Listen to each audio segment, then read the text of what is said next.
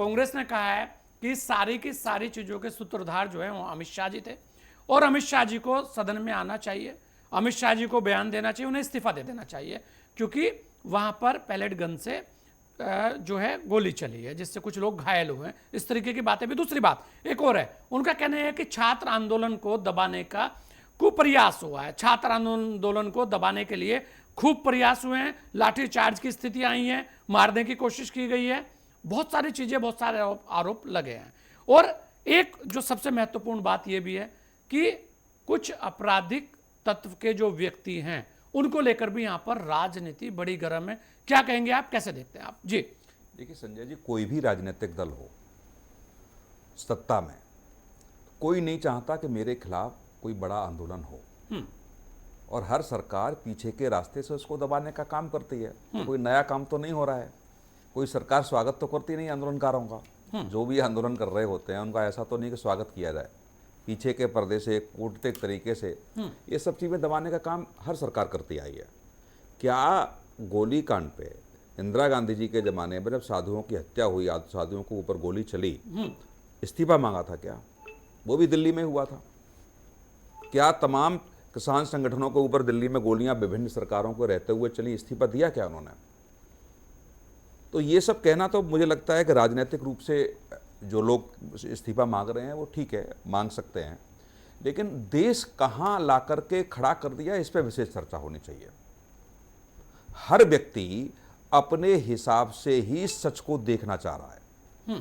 उनके नेता, उनकी पार्टी के लोग, उनके समर्थक जो कह दें वही सच है, वो चाहे सत्ता पक्ष हो चाहे विपक्ष हो। मीडिया कहे सच क्या है तो मीडिया को बांट दीजिए आप, कि ये गोदी मीडिया हो गई, ये मोदी मीडिया हो गई, बिकाऊ मीडिया हो गई, ये समर्थक मीडिया हो गई, ये मैनेज मीडिया हो गई, ये सब चीज़ें चल रही हैं। और इसके बाद आप देखेंगे कि कोई भी व्यक्ति या कोई भी संस्थान, मीडिया संस्थान सच दिखाने का काम करेगा तो सवाल उस पर खड़े हो जाएंगे।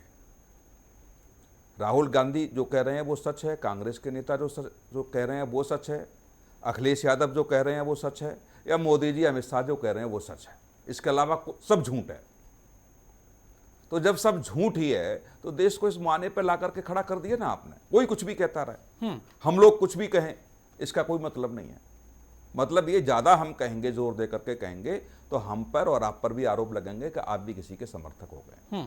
जब ऐसी स्थिति देश में पैदा कर दी है तो किससे सवाल करेंगे हम? क्या सोशल मीडिया के माध्यम से जो कुछ परोसा जा रहा है कई सालों से, उस पर सरकार की नज़र नहीं गई?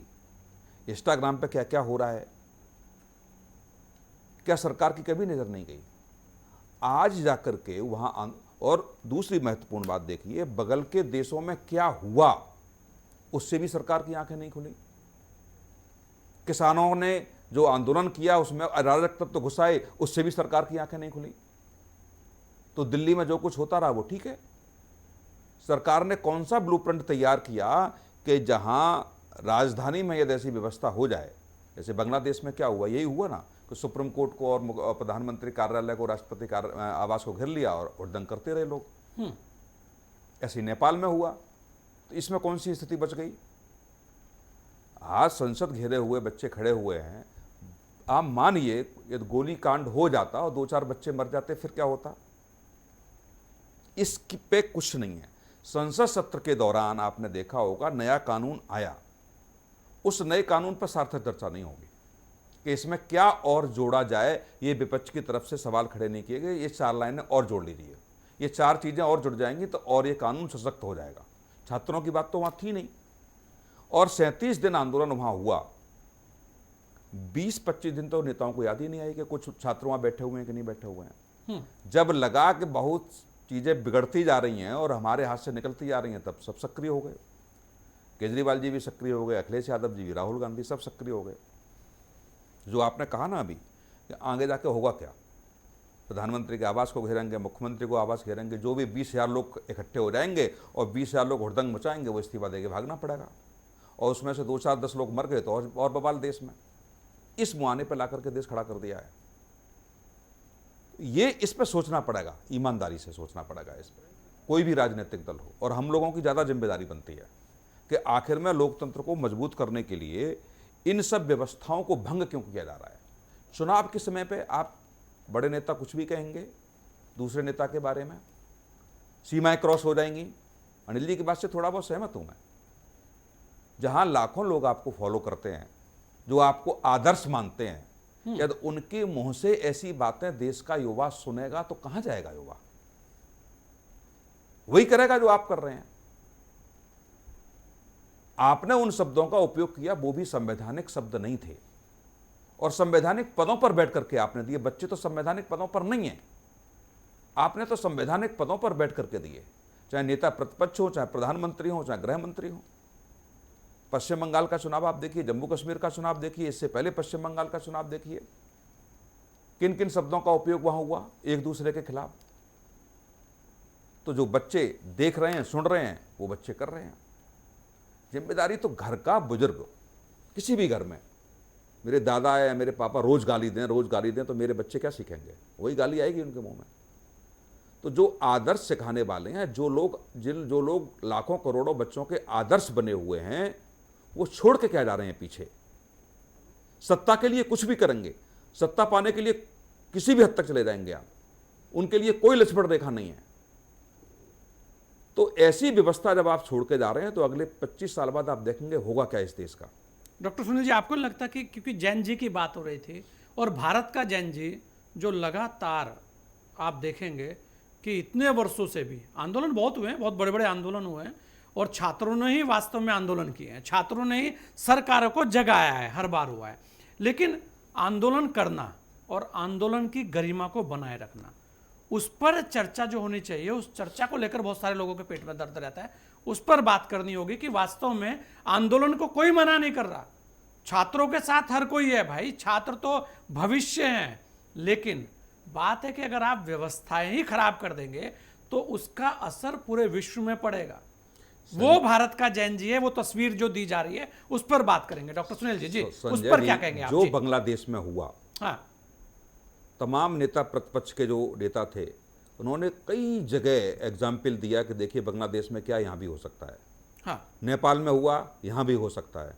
तो बच्चों को उकसा तो रहे थे वो ना, वो पहले तो नहीं हुआ कहीं ऐसा, या तत्कालिक दिनों में या पड़ोसी देशों में ऐसा हुआ है, और बड़े बड़े नेता बार बार एग्जाम्पल दे रहे हैं कि इस देश में भी ऐसा हो सकता है। तो बच्चों ने करके दिखाने का प्रयास किया, और मुझे लगता है कि जिस गन की वो बात कर रहे हैं,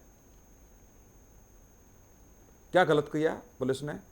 सरकार न माने, जब पुलिस को आप पीट रहे हैं, पुलिस को गंदी गालियां दे रहे हैं, तो क्या करेगी पुलिस? हाथ जोड़ेगी, माला पहनाएगी क्या पुलिस? यदि माला पहना नहीं है, हाथ जोड़नी है, तो पुलिस को लगाया ही क्यों? जब सीमाएं क्रॉस वहां हो रही हैं तो क्या होगा? और एक और देखिए, इस आंदोलन में आधा सत्य पूरे देश को दिखाने का प्रयास एक वर्ग ने किया। बच्चे पिट रहे हैं, वो वीडियो डाले गए, पुलिस पिट रही है, वो वीडियो नहीं डाले गए, पुलिस के साथ अभद्र व्यवहार हो रहा है, वो वीडियो नहीं डाले गए, पुलिस क्या कर रही है, वो वीडियो डाले गए। तो जो भी कुछ उकसाने का काम, जो लाखों की संख्या में फॉलोवर की संख्या जो है, जो अभी एक जांच में निकल के आई है, हो सकता है उनके खिलाफ भी FIR होगी, उनके हैंडल से क्या क्या अपील की जा रही थी, ये भी तो सोचना पड़ेगा।